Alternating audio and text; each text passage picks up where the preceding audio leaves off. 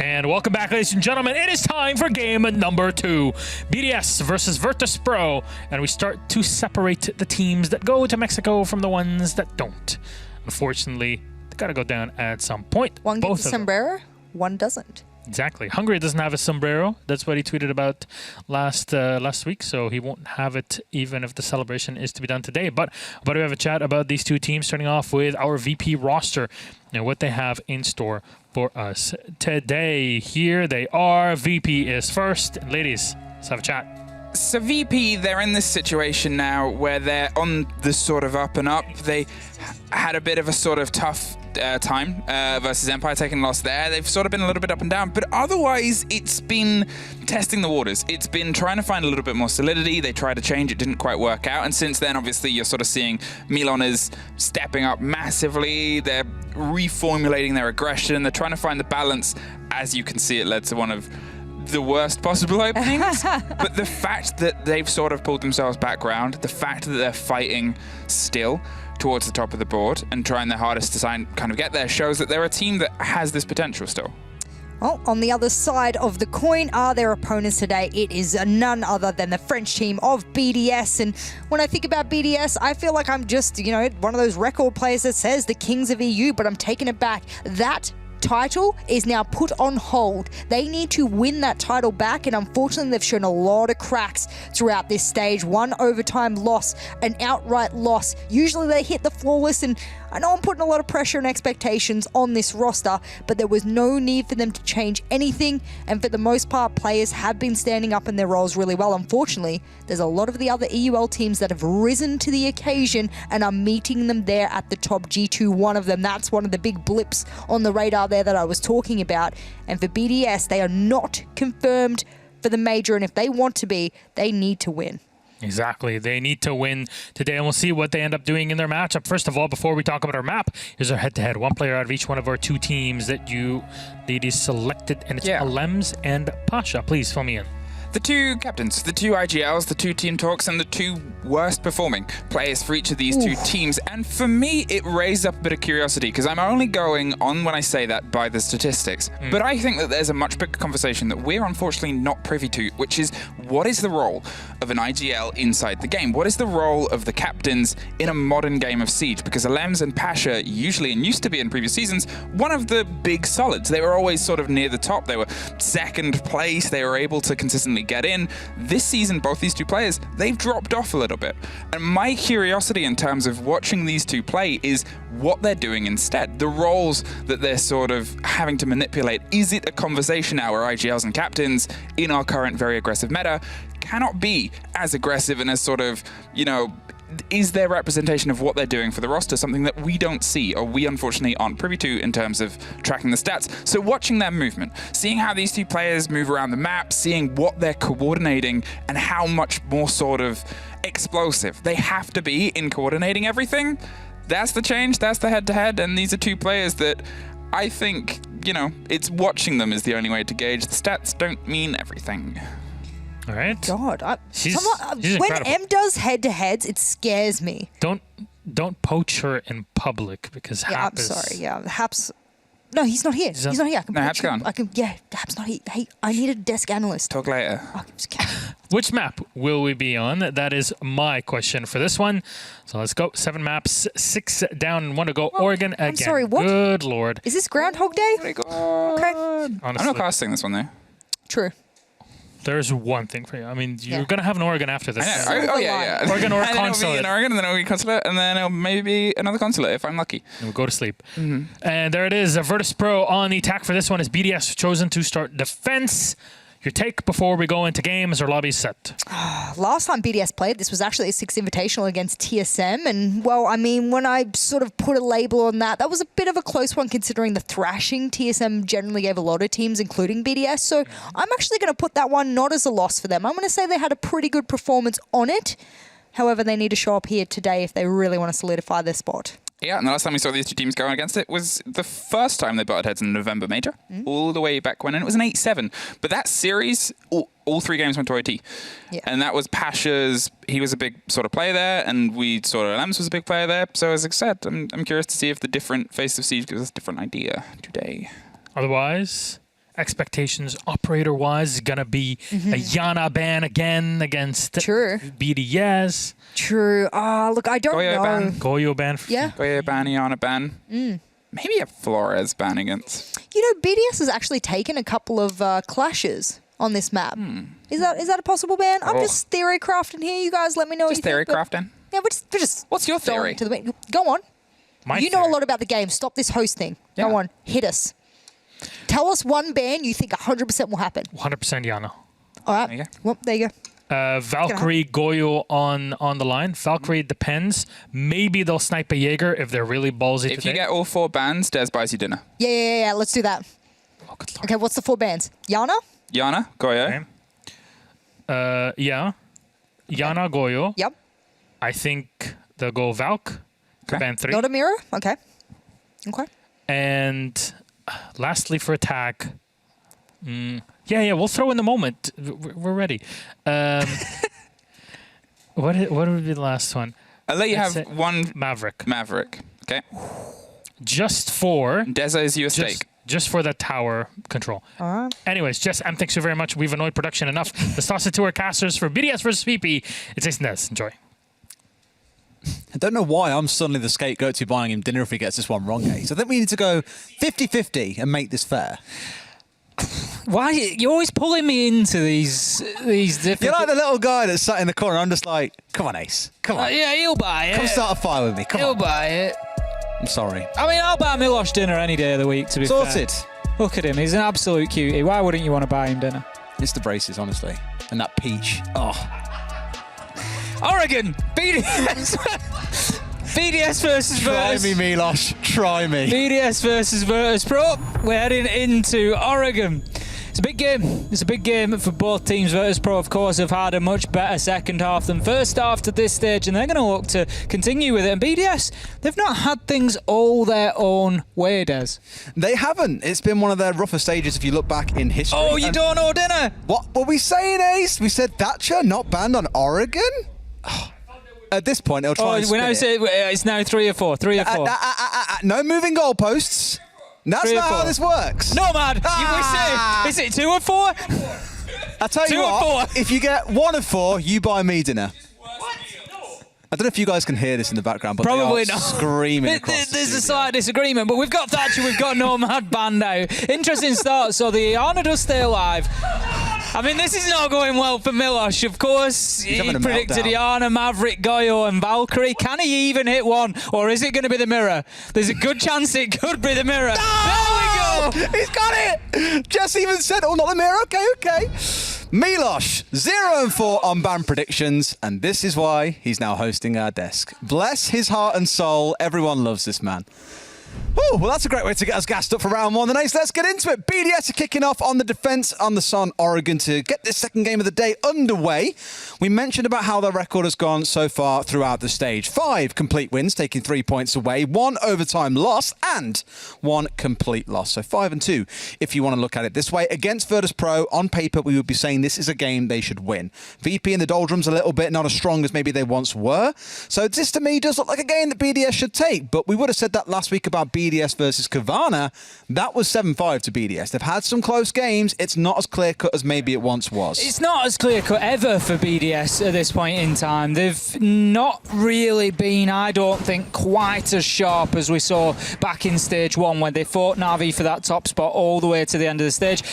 Don't get me wrong, BDS still extremely good, but they just look that little bit more beatable this stage around. And maybe Virtus.Pro are the team that can prove that for us. They can come out, they can have a strong performance. They're still 7th, there's still a lot of work for the Russian side to do, but they've certainly been doing it so far, and the improvements have been noticeable. And really, it's a very strange one for BDS because we look at their players individually, Des. They've got a lot of players that are up at the top of the stats leaderboards, whether that be for cost KPR, whether it be for plants. They've got Shaiko, they've got Playday. They've got these players that can just absolutely muscle through rounds and games.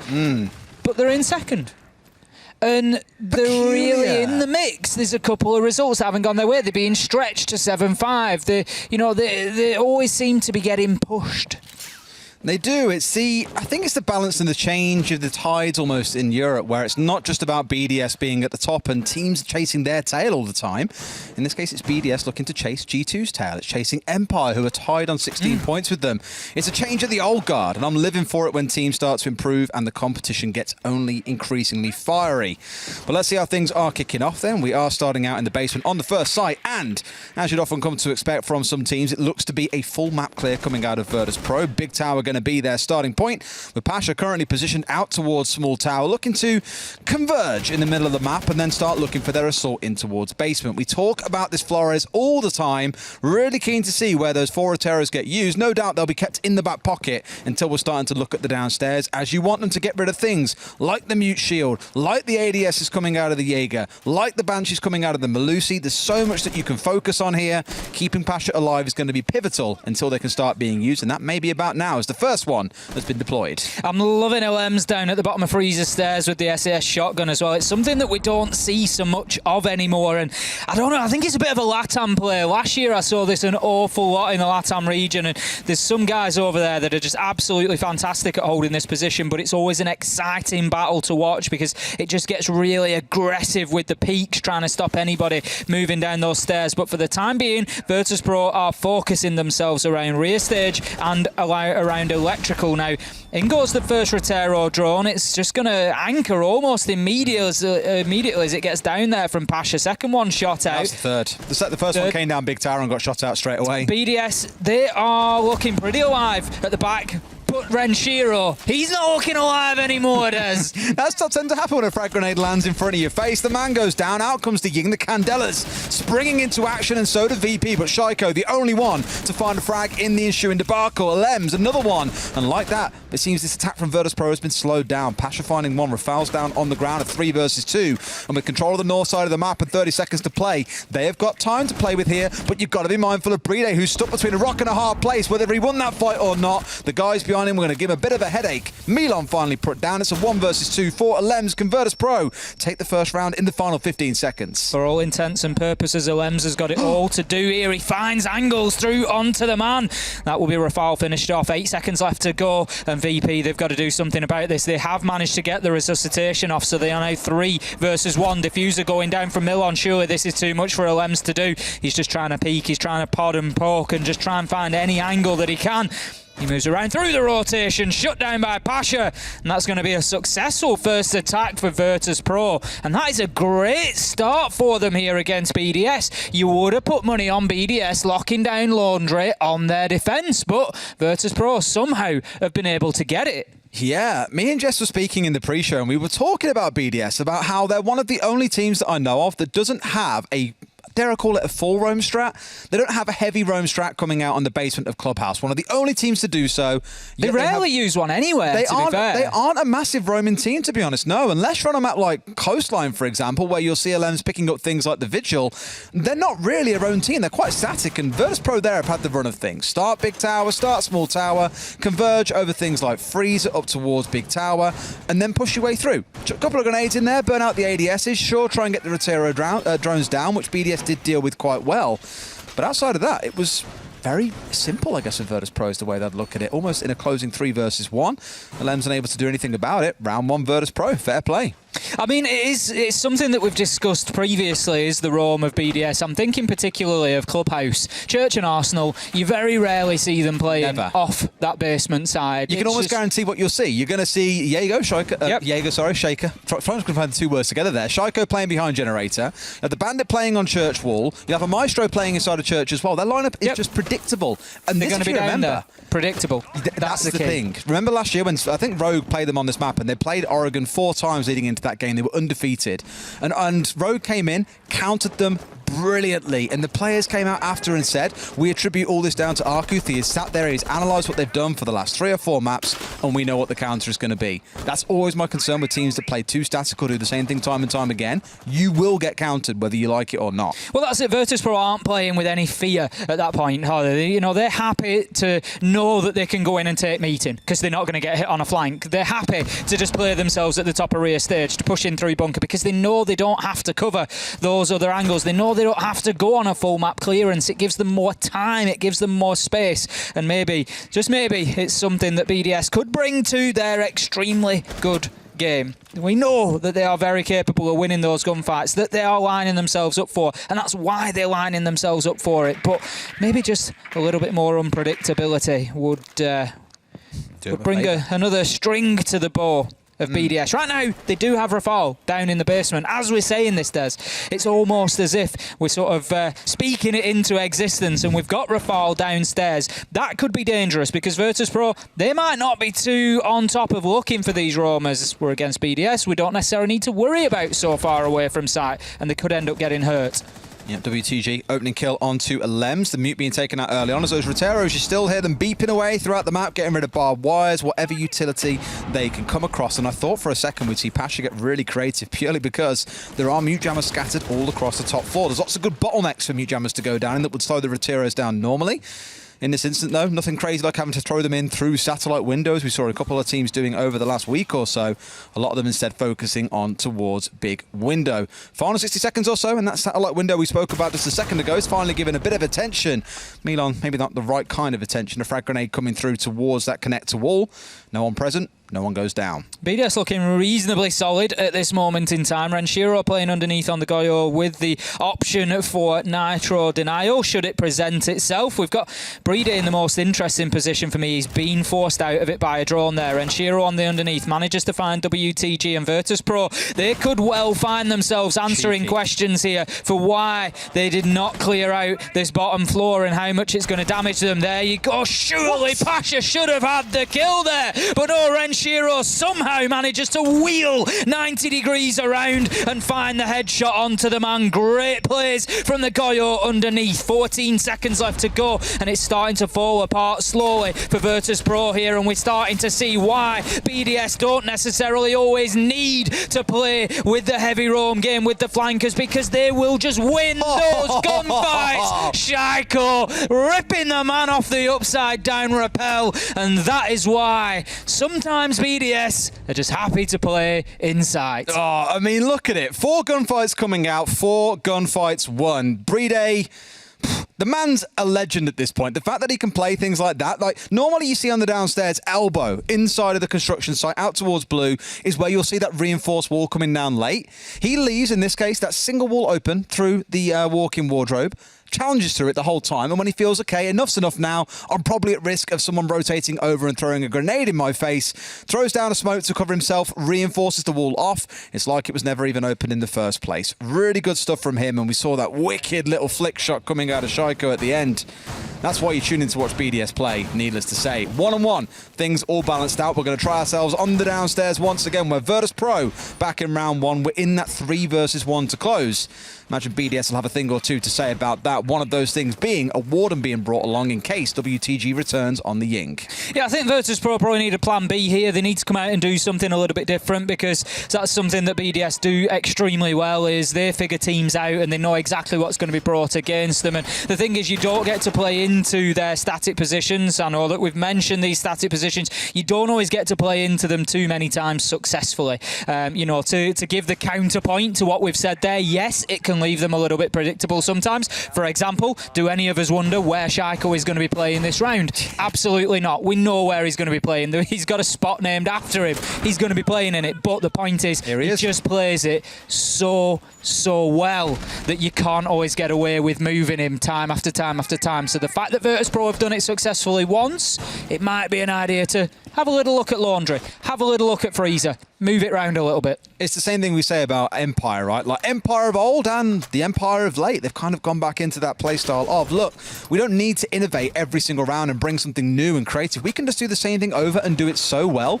that you can't respond. And that often is BDS's mantra. Compare that to, say, G2, who at least this stage, I think, have had some of the most creative setups that I've seen. I will never, ever forget their mirror mute, a Rooney hold of admin against Virtus.Pro, the team, of course, that you're seeing in this game, where they managed to hold them back for a solid 2 minutes and 15 seconds in admin. That gives you no time to set up for an execute on the rest of the map. It was pure beauty. So conflicting styles coming out, but if everyone played the same, then we'd have quite a boring competition to watch, Ace. So I'm glad that there is a little bit of difference. First 60 seconds down, you've heard that first Rotiro come out, a bit of drone work coming out of VP. Interestingly, all 10 drones still alive as well. Normally expect something like the Jaeger of Rafale to be able to get one or two halfway up big tower stairs, back himself away slowly, but happy that he's caught out at least 2 of those drones. Not to be the case, and once again, Virtus.Pro being given the run of the map here to get everything open that they need opened up.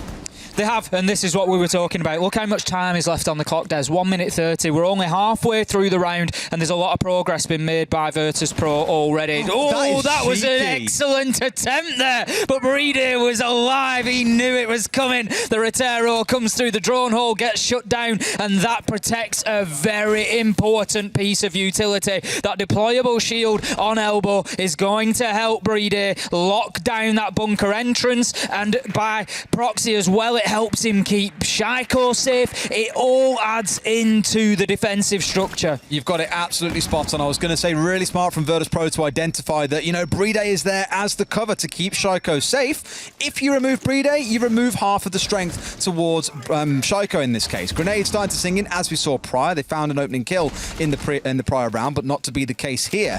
Now, Shaiko knows there's a little bit coming out from construction side, still has that support of Playday, despite all the time that Virtus.Pro have had, 2.5 minutes. So far, BDS do not look shaken. They've got 3 playing around pillar. They've got Playday still playing at the bottom of elbow. They've got a lot of tools. They see the drop. 1, 2 come through, but 2 big shots come through. Raspasha and WTG. 3 headshots, 3 kills meal on the 4th. The 1 versus 5 for Playday. Something tells me as much a good a gunner as he might be, you don't see yourself holding on to this one for too long. 10 seconds to go, and in come Virtus.Pro. If anyone could do it, though, it's going to be Playday. Finds 1, finds 2. The man's on a mad streak already. Can't go and get the final. Milan finding the kill, and Virtus.Pro for the 2nd time this map win the basement site. I've got to shout out that double drop into electrical, Des.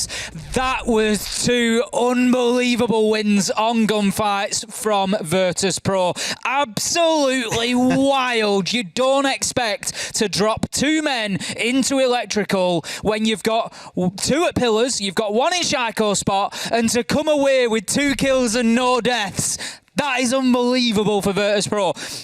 Amazingly played. It's the 4 that it rolled into. It wasn't just 1 kill or 2 kills. Well, we got 2 kills, but we lost 2 back in response. No, 4 kills on the bounce. That feels unheard of against BDS is the only way that I can describe it, but another good attack. And we speak about that kind of static nature of BDS. As you say, we're used to seeing these positions from them week in, week out. So for Virtus.Pro to come in and go, cool, we know that we can chuck a nade in to block off the top side of Highway. That'll leave us clear and know that we've got Shaiko to deal with and the player in the top left corner of Pillar. It makes things predictable for them, and it's worked wonders for them twice on the downstairs. BDS are taking a bit of a gamble. They're trying the downstairs site a 3rd time here, Ace. Well, we've mentioned predictability. I don't want to keep coming back to that word, but round 1, Virtus.Pro stacked up very well for what was being done against them on the defence. They closed it down, they dealt with it. I wouldn't have expected Virtus.Pro to be able to come and do the same thing again in round 3 and to just play directly into that BDS defence at pillars and win out. But here we are. They've done it, and they're going to try and do it again. But Des, I can see you hopping. I can see you hopping with excitement. Hit me with the facts, Des. What are Virtus.Pro doing? They've got the Ying again in the round that BDS has stepped away from playing the Warden. They brought it in round 1, there was no Warden. Step into round number 3, they bring along the Warden. There is no Ying. Step into round number 4, there is no Warden, and there is a Ying. So VP are just mind gaming the living hell out of them right now. It's a wheel within a wheel. It is, mate. They're just being caught inside of each other. It's unbelievable, but Virtus.Pro are the ones who are coming out on top. So keep a close eye, because last time round it was the Candelas around Pillar that got them inside, got them the control they needed, and gave them the advantage in those in the gunfights, sorry. Looking into last round, it was those raw drops and the gunfights that went their way. This time round, there's less reliance on that, or at the very least, the gunfights you do take are heavily skewed in your favour, because when the enemy's whole screen is white, guess what? They can't really see you and take a fair gunfight. Virtus.Pro moving in reasonably quickly. We are just over a minute into the round now, and we can see they've got control of rear stage stairs. They've got Kazjeka moving into main lobby. WTG finds himself a big opener onto Renshiro there. Ooh, now that's an interesting one. That's in security corridor. Lems is pushing up. He's getting aggressive here. He's just going to dip away after taking out a little bit of utility. It was the way you said security corridor with in before it, like insecurity corridor, as if like he just felt really nervous in there, like he didn't feel particularly safe, and sure enough he didn't because he got shut out. Great opening kill though, because Renshiro being out on the road. See, now you're cackling like as it well. was a metaphorical corridor in his mind. That's what tickled me. Insecurity corridor. I'll go for that one. I like that one. Beautiful. Pasha doing what Pasha does best. These Retiros are his bread and butter in this game. Quite explosive bread and butter. Trying it again. He wants it again. He's got it. He's got it. He's done him in there. Now Breday's out. That's the support is removed for Shaiko. And I'm sure Brede wants to step back in and get the reinforce off. He looks like he wants to stay their way, so I'm not too sure. I think given the time, there's still a minute left to go. He's not going to want to give it up too soon, especially with Shaiko getting aggressive up into bunker. And there's nobody pushing that double door right now, Des. So there's no immediate threat coming onto elbow. So Brede can hold his position there for the time being. And the thing is, by leaving that wall open, it gives him the option in the late round. If he comes down to a 2v2 or something like that, he can rotate around. They can't necessarily predict which way he's going to attack from. 35 seconds left to go. The only advantage to be found here is Virtus.Pro with 1 kill on the board, but there's a lot of work to be done. They're actually pushing down Freezer this time, trying to mix things up, but it's not going to go well for them as Rafał finds Rask with a headshot down at the bottom of Freezer stairs. Pasha, he's waiting to double down on that and to push in with the pressure, but he might just get the chance now. Pasha sends in a Rotero drone. He's going to anchor that, and that might just move the defenders a little bit. The push is coming from Laundry. Out come the smoke canisters. A lot of work to be done here. Kozheka starts to get that diffuser down. Toxic Babes will force him away. Damage onto Rafał. It's 2 versus 4. The clock ticks away. BDS somehow hold on. And that just became a battle of utility at the end there. We had smoke canisters, we had Toxic Babe canisters, there were still Flores drones, Roteros screaming in there, trying to have any impact they could, but BDS, they win that one by attrition, and they get another round on the board. I think what caught me a little bit there was the Candelas going off were just nowhere near the actual engagement itself, and it looked like everyone on site was flashed out. I thought, that's it, they've done it, there's just no way they can respond. Now they rush in, they win gunfights, easy peasy. But no one moves. WTG was still coming down Laundry stairs, for example. The guys in Freezer holding the angle until he made the call off on ready. Let's make this happen. So your most important piece of utility in that round being the Candelas not being used at the most critical moment was the small thing that kind of worked against them. A couple of good shots coming out of Rafał, for example, down inside of Laundry to pick off 1 or 2 members. That really just slowed, or took away the wind in the sails of Virtus.Pro on that attack and brings us up to 2-2. It's back and forth on rounds, though. We spoke about this for Secret versus Unnights last week. It makes games so hard to predict with both sides showing strengths at different moments. Well, it does. And, I come back to that point that I made originally about BDS, and I'm sure that, as always, when we throw an opinion out there, I'm sure that there was people out there, what are you talking about here? They're in second place, you're saying they look beatable. But are you telling me after 4 rounds that you'd be amazed if Virtus.Pro took this game? Because I wouldn't. This could go absolutely anywhere, and that is the point that I was trying to make about BDS. The other teams in the league have got to be looking at this and thinking, there's a possibility here, there's at least a chance. Whereas, at other times in the past, you've never really felt like that because you just thought they were going to roll over you. Look at Vitality earlier in the season. None of us predicted them coming into that game Absolutely. to beat BDS. I mean, sure, they beat BDS the next 2 games, then didn't do so well and lost both of those fixtures. So it's what I love about EUL, though, and that's the real base point that I'm trying to make there is even first, second, third place, they're all beatable, and that's what I love about EUL is you never know. And right now, Virtus.Pro, they've got BDS with the backs to the wall, and they're playing hard here, and they're playing for the win. Upsets galore is the way to look at it. I love how many times, by the way, we touched on it in the previous fixture, actually, because we saw it once or twice going in through Trophy. The number of times we've seen Roteros caught out by mute jammers. I think last week it was in Virtus.Pro versus Empire's game where we had not 1, but 2 Roteros drive into the same mute jammer on the 90-wall mute, and I was just like, surely you learn about it the first time. But the number of times it can catch them out unsuspectingly can be beautiful, so keep a close eye on where Pasha is sending these Roteros here and how many get themselves lodged inside of a mute jammer. Well, that's one signalled out and exploding. WTG just very aware of the presence of Renshiro inside of security. I'm not sure if that hole on the side between kitchen there was a rotation. It is a rotation. I just only caught a glimpse of it as the camera rotated, but that will allow Renshiro to move out of there. He doesn't have to go through the barricade. I tell you what, he doesn't need to, Des. His bullets go through it and they connect with WTG. Nice headshot, and that is a flip reversal of the opening kill and death that we had in the last round. So Renshiro certainly not having any of that and looking to come back and pay out some punishment punishment of his own.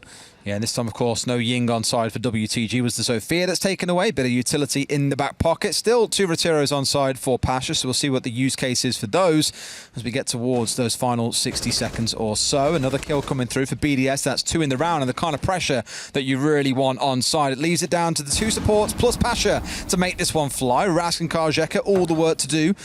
As one pushes down through Attic. Just feels a little bit too cozy for BDS in this round, Ace, and I'm nervous for Virtus.Pro. I would be as well. I think it's always very difficult when you get into the final 40, 30 seconds here on a top floor attack if you don't have the man advantage. If you're coming in even numbers or worse off, it is a struggle to break down this defence, and this is exactly what Virtus.Pro are going to find now. They're going to be challenged from every single angle, and BDS can just sit deep inside of sight and wait for them to push in. Pasha manages to get a double though, and that is Alems and Brede biting the bullet and finding themselves on the wrong end of Pasha. Shaiko, however, steps up, and Renshiro with a big play on the flank here. He knows that Pasha's inside of Attic. 2 versus 2 as Zeka manages to find one, starts to put the diffuser down. It's unlikely he succeeds.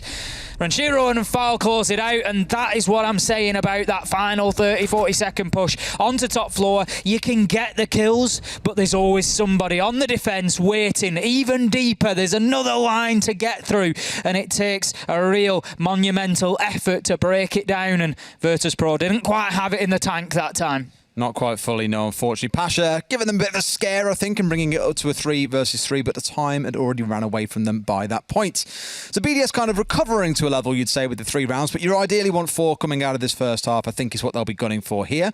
Meeting Hall and Kitchen going to be where we step into, and then you've got the Echo on side, you've got the Mute and the Mozzie. That's a lot of information denial currently on the defensive side. And fair enough so, WTG being the current flex player for the team is the one that's going to bring across the IQ to help them hunt down those pesky yokais.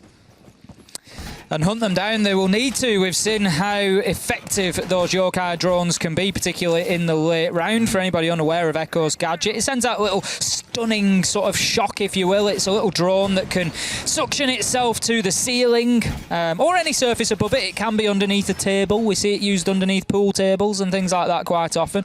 It used to turn itself invisible. It used to have a cloaking device. When it attached itself to a surface, it would turn invisible, but it doesn't do that anymore, as it was a little bit powerful, a little bit oppressive, but they'll get them in positions where they can move them around. We've seen as well that drone being used much more like the attacker drones recently as well, sometimes going ahead of roamers. It's probably not something I would expect out of BDS too much. It goes along with a more aggressive roam game generally, but you'll get them out in front of your roamers and just try to feed information back into them about the push that's coming through. We've got to talk about this vertical setup coming out of BDS here as well. I know for the longest time when this map first came out, there was a few theories that you could run a SSG Roam-esque sort of setup that you would see on something like the clubhouse basement.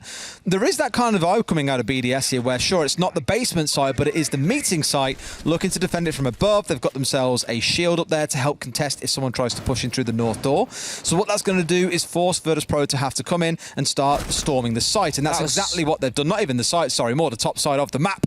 WTG stepping in and getting Shaiko, who was completely unaware of his presence or what he was going for, and like that, this BDS defensive setup may have just been completely rattled. They get rid of Rafal here as well. It's absolute disaster for BDS. Third opening kill for WTG. He's having a great day on the entry there, and honestly, I think that just came down to the speed and confidence of his movement, Des.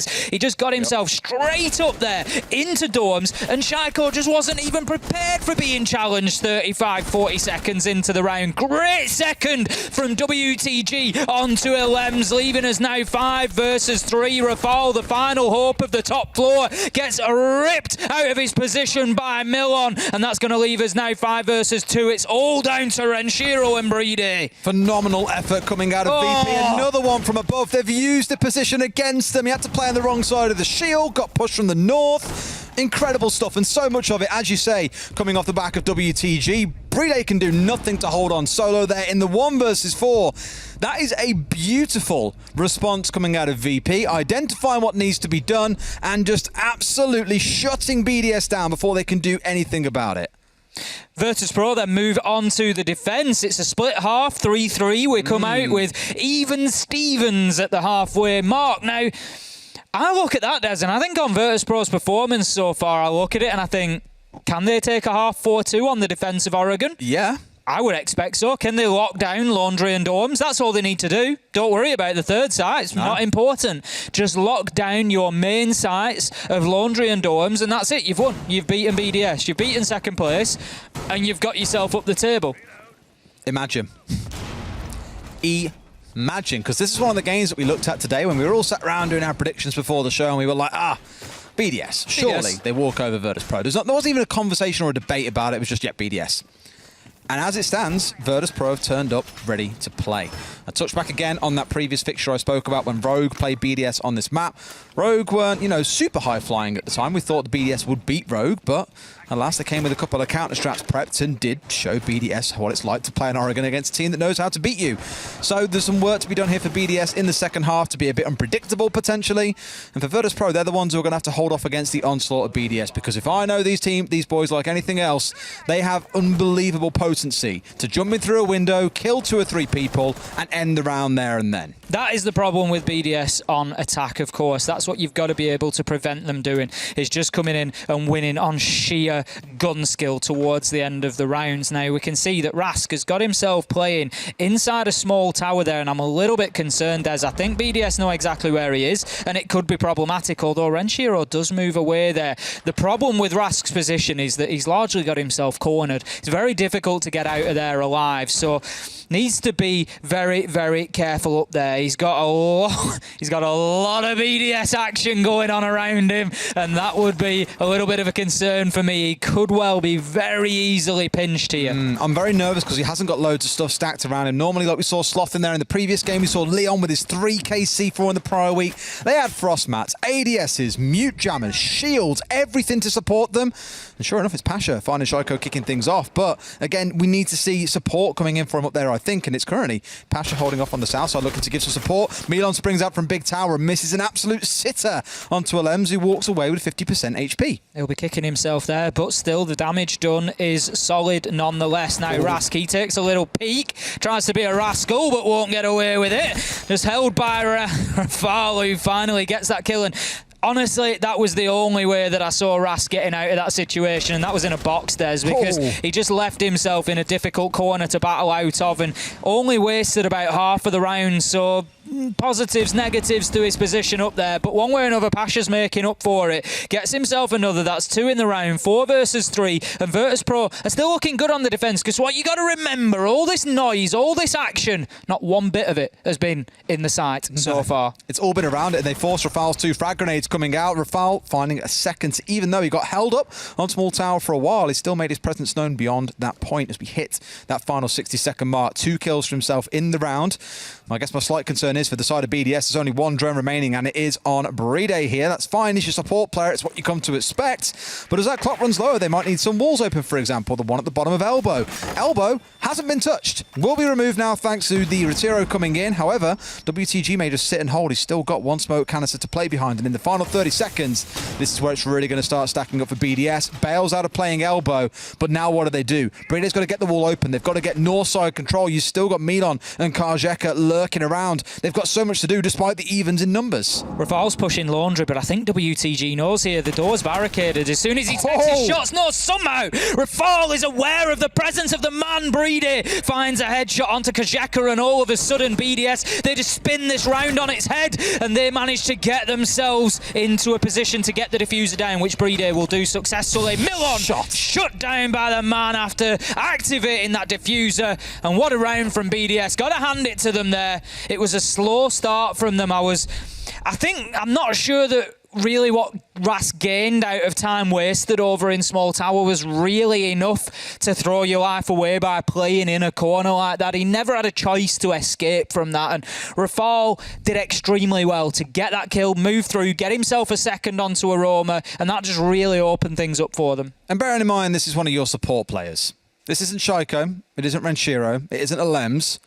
It's one of your support players. Rafal's had a great stage. He has. Honestly, every single time we look at the standings for BDS, go on to CGG, click competitions at the top and pull up the last 5 or 6 competitions that BDS have played in. I guarantee you're going to have seen all of these players in one stage or another, or one competition or another. They will be top rated. the whole team is special is the only way I can look at it. And the only reason why players aren't consistently top rated is because someone else on the team has played their absolute brains out. And I've got to touch on it again in that round. 3 versus 3, 20 seconds to play, no control inside the map. Milan was still on the north side. They had no one inside of Elbow anymore because that had been reinforced off. Laundry was still barricaded up. If you remove all the name tags and showed anyone in the siege scene, right, who wins this round given all those conditions just described, there is no way on earth that you say the attackers. But BDS are the kind of team that can take the ball by the horns, get 2 kills in the closing moments and get the plant down, and your planter then gets the closing kill.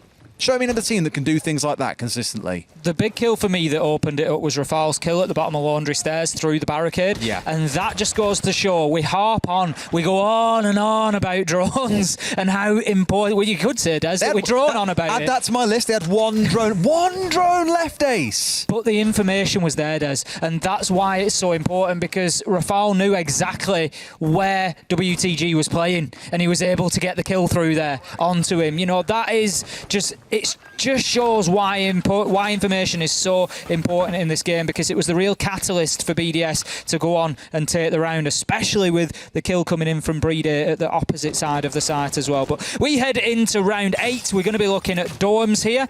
We've got BDS looking to get inside of the map, not too aggressively. We're a minute in. They're still droning, being careful, and that's no surprise, Des, because I've just had a look back. 7 rounds, 6 opening kills for Virtus.Pro.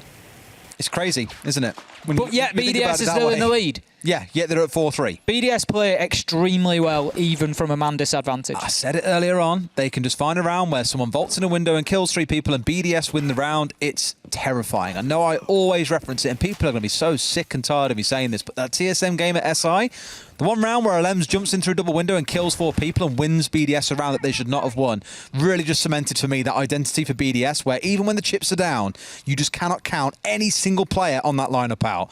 Let's see, though, how round number 8 plays out. We saw Pasha looking to get a little bit cheeky. The same can be said for Rask. So they aren't looking to give a free ride of this to BDS. They aren't being passive like BDS are on their defences. They've looked to get off the site, poke their heads out through Trophy, look to give them something to think about there, or a case to pause and re-drone, slow them down, burn the clock. Yet BDS are still stepping their way forward. No one lost on side yet. Starting to get control of what they need, but Ace, I'll pull it back again. Final 60 seconds, 5 versus 5. Drones are slowly starting to run out for the side of BDS. On paper, you give this current advantage situation to Virtus.Pro. I'm interested to see that the wall from closet into games was actually opened without any... We've got 2 impacts still on the board. There's been no attempt to try and impact trick that exothermic charge to try and keep that wall open. I think that's because they opened the hole below, though, and if you step forward, you probably get shot. It may well be that, you know, it doesn't really matter come the end of things, but Alems has got himself established inside of Attic and nearly managed to find himself a kill, but Rask is moving up the stairs. They're completely unaware. It's an absolute freebie for Rask, and Kozheka gets one to get involved as well. 3 versus 2, 13 seconds left to go. Playday is in a position to potentially put the diffuser down, but he dips away from it. He knows he's got to take fights first. Goes into dorms through the attic, rotates, shut down surely as the man just swings side to side. WTG ultimately able to use the power of the shotgun to put the final man down, and that levels us out 4-4 now. And this is an unbelievable matchup between BDS and Virtus.Pro. Oh, why does it just go back and forth so much every single Playday? There's a game like this that you look at on paper and go, oh, okay, probably isn't going to be that good or be a bit one-sided, and then this kind of thing kicks off. It was the same with G2 Vitality last week. We did expect it to be good, just didn't know it would be as good as it actually turned out to be. And you may wager the same for the final game of Secret coming up against Unknights. 4-4, and I thought for a second Virtus.Pro had that one in the bag. Maybe if Rafal died outside, hadn't got the kill outside, then maybe something different plays out there anyway. But Breeday's left in the 1 versus 3, and Virtus.Pro had done enough work to run the clock down. I keep on speaking about this. Step into Trophy, spray a drone or true, cause BDS to slow down, pause and re-drone again. It works wonders for them. Basement's going to be there where we head next. And Rask, on this side at the very least, has got hold of that Kaid. Rafal, as always, is on the Maverick. So, shouldn't really be a big concern for them. Any electrified hatches they come across should be pretty comfortable to deal with. WTG's played the deployable shield that way around a couple of times. I'm interested to know if there's anything particular in that. Oh, I can tell you the answer to that one. That's because physics, my friend. Think about it this way. When it's positioned like normally, the slats are further away from you because you can't get close on the inside of the Yeah, shield, true. right? Whereas when it's reversed, you can basically do what Karjeka does to his monitor and get your eyeballs right up in them slats. It must be pixel. I mean, Honestly. it's important. It shows, the difference of these games is in pixels. Oh, yeah. It is measured in pixels. But that must be the difference that we're talking about for visibility. Oh, there. no, it absolutely is. A few teams have been doing it over the last year or so, but that is the one. If ever you see that and you see a reverse shield, just know it's because you get a much better angle looking through onto the slats on the way through. And I guess, I don't really know exactly how impactful this will be, but say, for example, Ashe was still in the meta. Her breaching rounds have got to go ever so slightly deeper and at risk of being caught by an ADS to catch the shield to fully destroy it. It's unlikely. Absolute fraction. But say, for example, it catches the front pixel of the shield where normally it might miss. That could be the world of difference. You just don't know. I haven't tested that. That sounds like something me and you should jump into a custom and go and find out at some point this weekend. It certainly does. But we're doing it. It really does show the fractions that we are dealing with here at the professional level of Siege. Now, 45 seconds into round 9. Virtus.Pro defending that bottom site once again. Last time it did come down to a flurry of kills for BDS towards the end of the round. And BDS haven't necessarily dealt with the roamers all too well so far. I think Virtus.Pro have had some success. We saw it from Rask in the last round, particularly on the Valkyrie, moving up rear stage and hitting LMs inside of Attic. And so that's something that BDS certainly need to be aware of. But as you say, they do have that innate ability to just get in there in that last 15-20 seconds and crowbar open a round that should otherwise be closed to them. And talking about closed to them, you're absolutely right, Des. The laundry hatch is closed because the mute jammer placed on the washing machine directly underneath. Yep, so the exothermic cannot go off. A good old throwback to the old school days of this basement. Yep. Love it. Love it. One of my favourite ones to drop down in ranked because it slows people down for a short while. However, you call a Maverick over. 20 seconds there, though. This is the thing I was just about to say, but look at it this way. In the same way in the previous round, I was bigging up Pasha for stepping out into Trophy and spraying down some drones. Similar story in this round. You're constantly putting up little traps. It's like trying to run through a pyramid or something and there's constantly spike traps coming out at you and things trying to kill you as you step the way through. BDS are just being slowed down time and time again to the stage. They've got about 15 seconds to push with, and that's when Virtus.Pro spring a Rask flank on them or something else, or in this case, a trade between Shaiko and Rask. Wait, are they out? He's out of gas, I think, and he can't open it, I don't think. Did I just see that right? He's out of gas. Oh, okay. Meeting staying closed. So now, are these hatches open on a percentage? Look how much he had left. He's got the tiniest... Well, it's a percentage of damage, so you've only got to get a certain percent. But Des, remember what he had to do with that Maverick blowtorch to clear the mute jammer. Small fractions at Ace. And that could well be the difference between that meeting hatch being opened, the nades being able to pour into pillars and to disrupt the Virtus.Pro players in there. 20 seconds left to go, and they've still got men established. Kajeka and Milon holding down the rear stage now, where otherwise they may well have been moved off. WTG uses that final Toxic Babe canister to try and hold them back. Milon, Pasha, Kajeka, all from that rear stage area, Des, that they were unable to clear out because of a meeting hatch that couldn't be opened. Unbelievable. Great plays from Virtus.Pro, and that, as I say, is a perfect example of the fine margins that we are working with. I feel like we're half speaking a story into existence here, Ace. We keep on talking about, again, the small differences in these rounds, the small things, like the one you caught there at the end. Tiny bit of that blowtorch gas used to shoot out the mute jammer down through the laundry hatch. If that was onside, good chance the meeting hatch gets it can't have been far away. It's just a percentage of damage on the hatches for the Maverick blowtorch, and it'll open. So it really can't have been too far away, given that near enough the entire edge of it had been burnt out. Absolutely crazy. We saw the same for G2 on Chalet last week, if you recall. The tiniest we did. There was the tiniest little bit that was just left over. The office wall, that was on Chalet. These things happen, but 2 in 2 weeks? Not very often you get to see that. Going to be dining in kitchen for round number 10. Virtus.Pro currently sit in the lead at 5 and 4. If you're just tuning in, you're probably wondering what the bloody hell is going on. Well, the first half closed out at 3 and 3, I believe, and since then it has been pretty back and forth. 1 for 1 the whole way through until Virtus.Pro have now pulled ahead from where they were previously down 4 and 3. So they're going to be going to kitchen and dining this time around. So again, a focus towards small tower, I would expect. We saw Rask playing on the top floor of small tower, but it was actually for a laundry defense when we saw him up there. It was just a time-wasting tactic, maybe take a kill or two with you. He didn't manage to. Rafal was able to shut him down, and it wasn't impactful enough to stop BDS winning the round in question. But this time around, they may choose to commit him there again to prevent access to those vertical angles for BDS, but it doesn't look like there is anybody playing up there. Whilst BDS, they're heading in towards Big Tower for the time being. They're going to want to move through Attic, I would imagine, potentially, to clear out anybody playing inside of dorms, because, of course, that is the vertical angle that the defenders will usually try to keep hold of.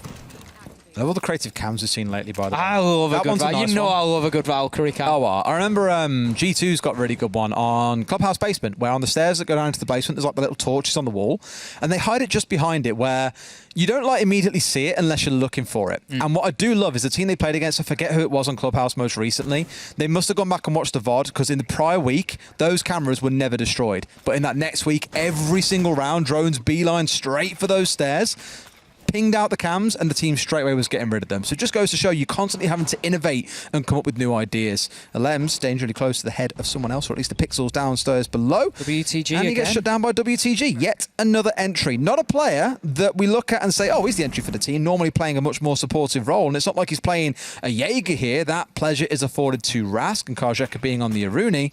Yet still, he keeps on finding these entries. I've missed 2 rounds. But WTG is on at least 4 entry kills at the minute, going fantastically well, and only 1 death as far as I know. So it's a great start to most rounds for WTG, and it really is powering his team towards the finish line in the majority of these rounds. I've never seen that before. Impact coming out from below up onto the wall that faces inside of kids to destroy the exothermic on it. Makes Beautiful. perfect sense. Yeah, total sense. Never seen it before. I'm used to seeing C4s, but never impacts coming up. Wonderful stuff. 1 exothermic on side, and really, they're looking at that to actually open the wall from meeting. That can't happen if they have to blow the top wall. So, again, more problems being created by Virtus.Pro. But more solutions being found in the form of kills for BDS. We know that that is their go-to answer when utility, when hard breaching, when anything else in a round becomes a problem. Send in the guns. Shaiko, he manages to get 1, 4 versus 4, but they're going to have to start finding a few more if they want to put round 10 on the board. Virtus.Pro, of course, at this point, fighting for match point. Muted? Can we look at this wall for a second? No, it's not. Okay, it's been cleared off. They've got the mute jammer cleared off, so that is going to be access to site gained. Oh, Rask misses his opportunity there. Nearly gets an absolute freebie onto Renshiro, who is now just a breath away from death. Shaiko finds the man in showers, shuts him down. Headshot onto Gajeka. Breedy gets that diffuser down. It's all going to BDS. They just throw men at it, and they manage to find 4 for Shaiko. Could it be an ace? He needs 1 more. He needs Rask, who's looking to move himself into kitchen. 2 kills for him, and 24 seconds to find them to leave himself enough time to disable that activated diffuser. Now Shaiko, he's holding himself inside of security and surely knows that the man is in kitchen now. He's not going to make the challenge unless he absolutely has to. Rask, he's just trying to find anything that he can here. 10 seconds left to go. He needs to make a move. Too late. He's going to push through into meeting. Surely he can't do this. He takes shots at Shaiko. Will not find the man. This is all about whether Shaiko gets his ace or not now, to be honest. As the battle continues into security, Rask circles around on the pistol. Finds the man just about to end the possibility of an ace for Shaiko, but it doesn't matter. The round is done for BDS. They've got what they needed, but 7 kills between Rask and Shaiko in that round. I mean, look at the situation again. 20 seconds on the clock. BDS only just getting the wall opened up, and suddenly Shaiko decides, we're not allowed to lose this round. Rolled on that 20. We have to win the round. Walks in, 3 kills for himself. Everyone on the site is shut down. He's got control of security. Renshiro's holding split. Everything you need for them there and more in that round. Those, again, are the big kind of rounds that will always do BDS massive favours. 5 and 5 they sit at. Kids Storm's going to be where we head to for round number 11. Now, Lem's coming in on the buck. This is a really kind of not so much old school pick coming out of BDS, but it was for the longest time banned against them as well, where often what they do on these upstairs sites is start out in small tower, work their way across, destroy the vast majority of the floor inside of site, again to the stage that teams were like, that is just such a good setup for them. We're going to ban it away and remove the threat altogether. And I think for Alems, in a game where he's currently 2-9, very uncharacteristic for Alems, for him to get on a role that can still help the team like that and destroy all this flooring from below, makes total sense to me. Round number 11, it is then Virtus.Pro. They're going to be desperate to get themselves a match point opportunity here. They've played this one really well. You know, BDS, never an easy side to break down. I commented throughout that they have looked beatable. We said this, Kavana taking them all the way to 7-5. Virtus.Pro will at least take them to 7-5 here, even if BDS are to win the next 2 rounds. They're certainly being stretched in these play days, but Virtus.Pro, they're not going to be happy with stretching, Des. They're going to want to get this one locked down. They want points on the board, and they want to get a big scalp here with an upset against BDS. I think as Hap said, right, they just need 1 point from this game and they are secured for the Mexico Major. They'll be on 17 points. Does that work out? No, because they lost their heads against Vitality. So they need to get 2 points from this match, I believe. Vitality have got still 2 games to play. They're on 11 points. If they win those 2 games and get to 17 points, which BDS would be if they got a single point from this game, Vitality win the head-to-head because they beat them earlier in the season. That would be really spicy if it's BDS slipping down the ranks, they lose to Na'Vi next week, and Vitality steal the spot away from BDS. You can't imagine a major where BDS aren't present. Absolutely not. You know, you look at the hopes of EU, and it is one of the teams that we usually pin those hopes to, that we know that BDS can go in there and make a challenge of anybody. Now, Rask, he does get identified inside of the kitchen there by the drone that moves in. Shaiko just using those nades from outside, looking to put some pressure from underneath, but good shots from Rask there just to take a little bit of chip damage off Shaiko, almost down to half health. He's going to continue fighting, but the pressure could come from multiple angles if he's not too careful, because the Gemini clone is just going in. Actually moving down freezer stairs. I'm not sure if there's going to be an attempt to move in through security. Shaiko's just certainly thinking about it here. He's more interested in those vertical angles though, Des. That is so cheeky. Try and step out with the frag in hand to catch the man who's holding the reverse angle through the floor as well to support Raskin here, but the grenade doesn't quite do what was intended, and that would have been to finish off someone on the other side. Again, problems being created by Virtus.Pro. 1 minute and 10 still to play here. Still 5 versus 5 is worth mentioning too. And here we go. It's about that buck I was mentioning earlier on. All the work done from small tower, sweeping its way across to open up key holes and then start to assault into white. That's a great shot coming out of Alems. Rask opens things up to begin with onto Renshiro, but it is Alems that levels things up almost immediately. I just want to... Pasha was holding a beautiful angle there. Rask was able to focus solely on dining door because Pasha actually had an angle onto security door from above, and it was just beautiful team play of how those crossfires and cover can be established. Now Kozheka coming up to the top of Armory stairs there. Pasha very low health at the minute. He's just trying to do anything he can with his life. WTG finds a beautiful kill on the drop onto Alems, and in comes the shotgun and puts Breedy down. Shaiko finds a kill onto Wrath, 2 versus 2 as he goes down. This is the Shaiko show right now. Rafal, he is but a side act in what has been Shaiko dominance over the last couple of rounds. Rafal goes to get the diffuser down, but he's upstaged him. He has got that final kill out from under Shaiko and manages to get a big double at the end there when BDS need it, and that's going to give them the opportunity to close this out in regulation. I thought WTG had done enough. He got the kill, dropping down through the hatch for 1, steps into security, shotguns out the man vaulting in, a second one he didn't know was coming in just after him as well, and I thought, oh, he's done it here, he's done it. But Shaiko wins the 1 versus 1, sprints up the stairs, Rafal comes off the plant to kill the man coming to press him. It's like I mentioned, you just cannot count any single member of this BDS team out until they are literally dead and out the round. You cannot, and that's the big factor. That is, how do you play against that? It's not like you can spend an extra couple of hours reviewing VODs. Just pull the mouse out the USB socket. It's the only way you're going to do it. That's literally all that you can do. There's very little that you can play in against that. I love the way that Virtus.Pro have been playing. I picked up on it at the time, but that cover from Pasha onto Rask so that Rask didn't need to worry about security, could just focus on that one angle. Virtus.Pro have been playing it really, really well. They've been covering each other. But when Shaiko's going to run in and get 3 kills and open you up, there's only so much you can do about that. What will be really sad is I know it's like playing against you in ranked, Des.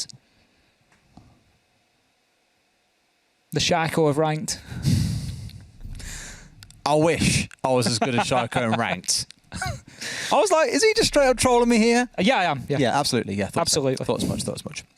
Yeah, I don't know. It's one of those again where if BDS win this, it goes 7-5 now. The history books will remember, BDS beat Virtus.Pro 7-5, another great game for BDS.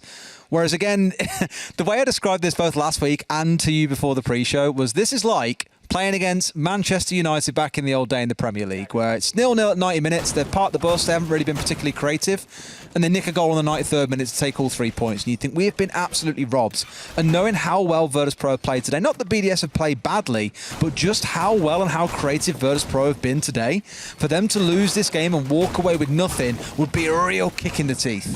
It really would for them, and you look at the overtime system that we've got, and if they can get if they can get this round and take themselves into that overtime, finally finding the Twitch drone of Alems there. Nothing gives the anxiety more in this game than things like that. When there's an attacker chasing your drone down, you're just like, get me away, and you can't quite get away. You're jumping. I mean, obviously Alems wasn't. He was on the shock drone, but you're jumping, you're weaving, you're trying to get to that drone hole or under the barricade, just anything you can to try and get away from it. And you're just hoping that whoever's on the other end can't shoot, but unfortunately for Alems, WTG has shown that he certainly can do today, and manages to find, I think it was WTG or maybe Milan, manages to find that drone. So this is going to be potentially our final round here, Des. It's down in Laundry and Basement, and it'd be a tough argument to be able to say that Virtus.Pro don't deserve something out of this game. They've had some absolutely wonderful rounds. It's been fantastic Siege to watch. It's been enjoyable and entertaining, but that's just not how competitive Siege goes, and that might not be an important factor. The ADS taken off the wall by the nade there, somewhat unusually. It didn't quite reach far enough for the ADS to pick it up, but the explosion certainly did. The second nade goes in and will clear out the deployable shield of WTG, all within 50 seconds, Des. That's a lot of utility gone on elbow for a bunker push. Here we go. Shaiko find the opening kill as well through smoke, through a man with a shotgun, and still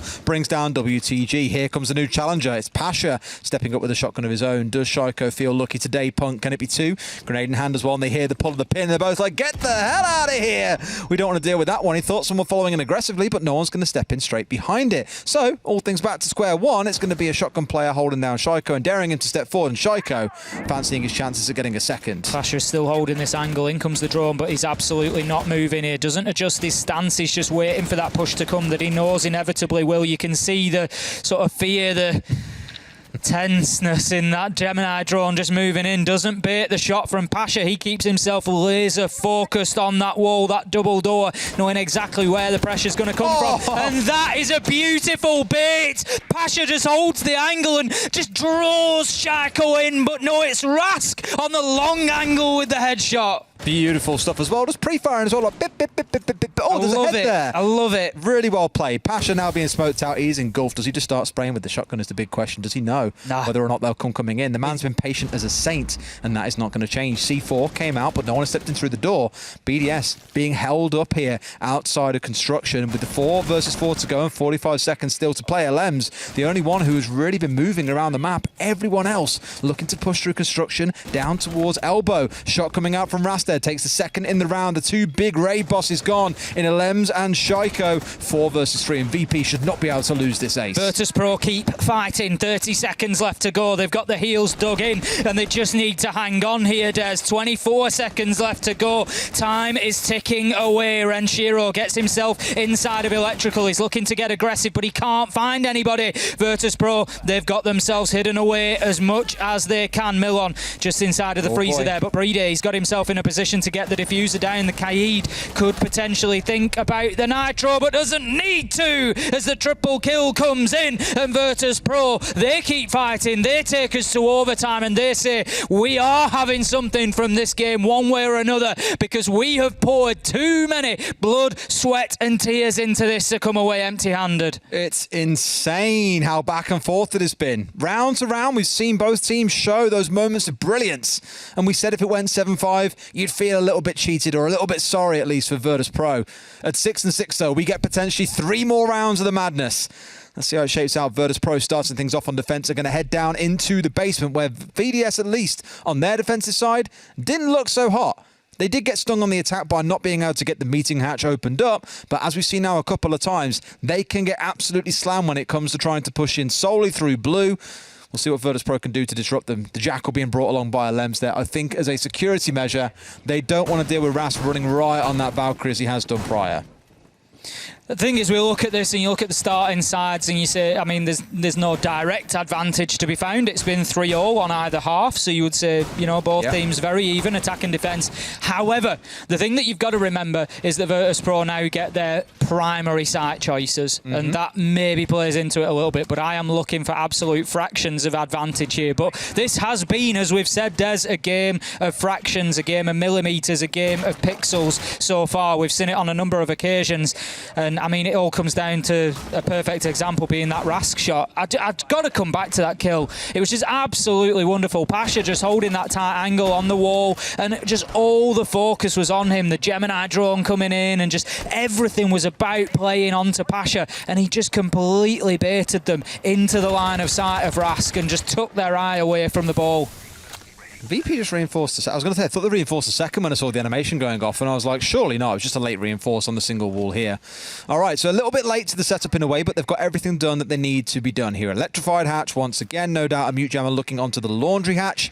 Again, look out for all these little traps that they keep on springing on BDS here to slow them down, force them to spend 20 seconds rotating Rafale somewhere, or bring in a frag grenade to clear something out. There's always something else to slow them down, and that'll be the big difference maker come the final execute. Definitely something that Virtus.Pro have done a great job of, as you say, is just those little plays to waste 15-20 seconds here and there, whether it be a mute jammer or whether it be a roamer. But Alem's right now moving around confidently with the Inox scanner down, just very keen to make sure that everything is clear for them. Milon it will be who gets picked up by those Jackal tracks, but it won't really matter as he is in exactly the position. You could have asked where Jaeger would be playing, and you would have guessed he's going to be playing in at Pillars, and that's exactly where Milon is now. A little bit of pressure coming in through bunker. There's 3 bodies that are ready to push there. There is a drone just feeding information as well, but the shield is still in place for WTG. It will be moved now, I'm sure, as that nade goes off. It does get it. WTG just tries to hold that tight angle, the same as Rescues, this time with the SMG. Won't be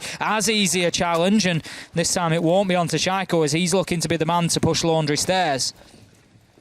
It's all about that time. For BDS at least, elbow cleared a little bit quicker than prior. You could see again for Virtus.Pro though how constantly WTG is wanting to step back out into elbow, even without the shield or without any ADSs there to support. He was like, okay, they've gone through the frags now. I know it's coming down to either me and my smokes or down to them simply rounding that corner and doming me in the head. He's still here, Ace. Doesn't matter. He's not scared like other teams would be where they back away as soon as the shield goes. They're constantly pressing, and Pasha is going to get the opener onto Rafale. A second from Karjeka comes in onto the big tower. 5 versus 3 with 50 seconds to play. Sure, it's a lot of time, but for Virtus.Pro, having a numbers advantage like this and a stalled out BDS is the absolute dream. It really is. 45 seconds left to go, and that man Shaiko is looking to push from rear stage. 2 big kills coming. Brede and Renshiro, and this is exactly what you've said, Des. Every single member of this team is capable of these moments. Shaiko goes over the handrail, like he goes over the top rope and comes down with an elbow onto Karjeka to take him out of the round. 2 versus 1 now. It's all down to Rask, but he is a player that is equally capable of closing this out. He's got full health. He's looking to creep down, make any sort of impact he can from inside the supply. He sees one, he gets one, he gets 2! Rask with a massive clutch at the end of round 13 to put VP onto match point, and they will not quit. Shaiko winning the impossible 2K, it felt like, over the banister, down onto the ground to get the 2K on Big Tower, only for Rask to come out and do just that. It's funny, because I remember last week we saw Shaiko drop, 18, 20 kills on the map? And then Rask's like, well, I can do better than that, and comes and drops like 21 with a phenomenal roam game coming out against, I believe it was Rogue, because it was Crying in the first half, who had a great time, but Rask, who really popped off in that game. And now the 2 juggernauts have kind of come head to head. You've seen it from the 2 of them there. Shaiko breaking what looked like the impossible hold to the north. Rask clutching out the 1 versus 2. One more round, and we arguably have the greatest upset of the day happening here between BDS and Virtus.Pro. Round 14, we're going back down to Laundry for BDS to defend. Now, they've defended this site 3 times in their defensive half, Des, and I can see from the look on your face, you remember exactly how they went. Virtus.Pro were able to win 2 of them out of 3 on on their attack. And to be honest, the rounds that they won were decimation. They were going in there and just getting kill after kill, chaining the pain together. And BDS didn't really have much of an answer. Now, Virtus.Pro, they're going to bounce into this round. They've got the opportunity that they have fought tooth and nail for so far through this game. This is not going to be an easy round for BDS to win. Oh, you know, the most important part of all, Ace, what did we keep on talking about on these basement sites? What was the constant cat and mouse that I mentioned earlier on? It was the Warden and the Ying. What's on side, Ace, for Virtus.Pro? It's the Ying. And what's not on side for BDS? The Warden. Absolutely. So let's see those Candelas put to good use. They had one excellent use through the meeting hatch. One that wasn't so good. I called it at the time. It was 2 or 3 seconds too soon. Didn't really have an impact on the actual execute itself. So all eyes are on WTG. Phenomenal game so far. And this is his time to shine to help the team pull off an incredible execute and defeat BDS 8-6. Once again, quick progress into the map from Virtus.Pro. They've moved in confidently when they've been attacking this site every single time, and it's likely because they know there's not going to be a big roam presence. They picked up Renshiro in the security corridor just once. Other than that, there has been no resistance from BDS for Virtus.Pro coming in and taking map control apart from the site. Now then, Shaiko a little bit slow on the draw there, and the Rotero drone is going to clear off that utility from the rear stage stairs, so that is a good early step for Virtus.Pro. 1 minute 10 in, and the Rotero drones are doing their job at clearing that utility. There's no mute jammer below this time around to stop them getting this opened up for free, which it shall be done. 100 seconds still to play with here, and I'm wondering if we're going to see those Candelas come singing in from this hatch as they did prior. WTG then bolted it down laundry, and that's when the execute really got underway. It was a little bit messy for Virtus.Pro in that round, but I'm hoping here they've learned from those prior mistakes. All the hatches now being opened up inside 90 seconds. They've got the things open they need to. Now it's a question of what order of utility do they want to burn through here, including their 4 smokes, don't forget, to make this shine. 1 minute 15 left to go, 5 versus 5. A little bit tentative so far through this one. Nobody wanting to be that first death. Nobody wanting to throw a life or indeed an advantage away here in round 14. Especially not BDS, because of course this round is all that Virtus.Pro need to take the 2 points here. Oh. That's a great peek from Shaiko, just getting cheeky up onto the rear stage stairs and finding Milon wanting with absolutely no answer to the question that Shaiko asked of him. 5 versus 4 now, 40 seconds left to go, and here comes the push from Virtus.Pro. They have no choice. Out goes the Candela. WTG follows it in, gets one, surely can find a second. No, he misses his shots. It's 3 versus 2 though, as Kazeka and Pasha find theirs. They've got all the way through. Breeday still holding him with 2 smokes, and they've got past him. They've got past the Nightman's watch down at the bottom of elbow. This should be an ace. 15 seconds to play with. VP, they've got the chance to make it happen, but you're against 2 big players here. The support players, the back line for BDS have been phenomenal the whole game long. Smoke coming out. They've got to push in. They've got to go aggressive. Find the one. Can they get the next? Rafal finds 2. It's a 1 versus 1. No, it's the last. How does this happen? Time and time again. 3K from Rafal. We're going to 15. What is happening in this game? This is unbelievable. 2 massive clutches, some of the biggest you will see this stage, have all happened in the same game on match points to keep teams in it. First it was Virtus.Pro, now it's BDS, and now we are going to round 15. It's hot enough in Paris without more heart-throbbing things like this. It's unbelievable. I've got my short sleeves on and everything today. You came prepared today. I didn't. I came with the rolled up sleeve sort of vibe. I knew there was going to be some heat. Oh, my life. You just know it. It deserves the full 15 as well. Because, again, the brilliance that we've seen from Virtus.Pro, the creativity, but the clutch capacity coming out of BDS time and time again has been phenomenal. That 1 versus 3 for Rafal. Oh, you'll be seeing that one on Twitter very soon. I guarantee you of that. Right.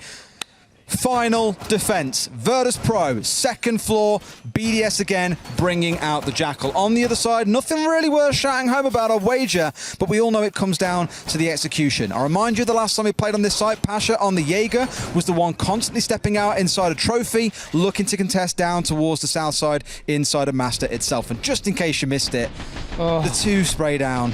And the shots came back as well. He even took a bullet. And they knew that he was on the south side, but with only 3 seconds left, Karjeka, he had no choice. He had to go that aggressive for that. Very little that he could do to play that differently. As you say, the man could easily have pushed onto the rotation, had he moved quickly across there, so there wasn't really much for it. At that point, the Karjeka 1v1 is not the question to ask.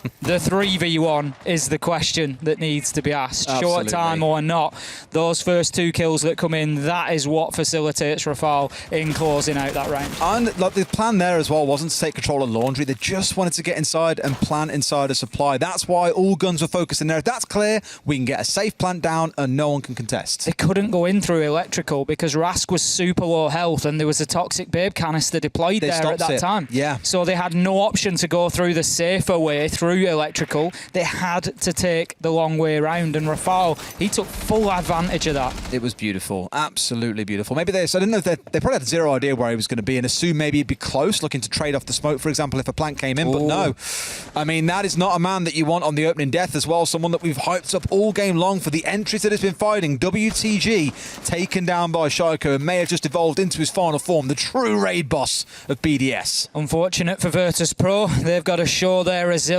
now. They've got to show their ability to play at a man disadvantage. Rask, he has proved to be a nightmare on the Valkyrie roam so far. And we're going to see if he can have that sort of impact again. Also, interestingly, Karjeka is miles away on the Aruni at the minute, what looked like in small tower to me now. Rask, he's going to be picked up on that Jackal track for the time being. He's inside a kitchen.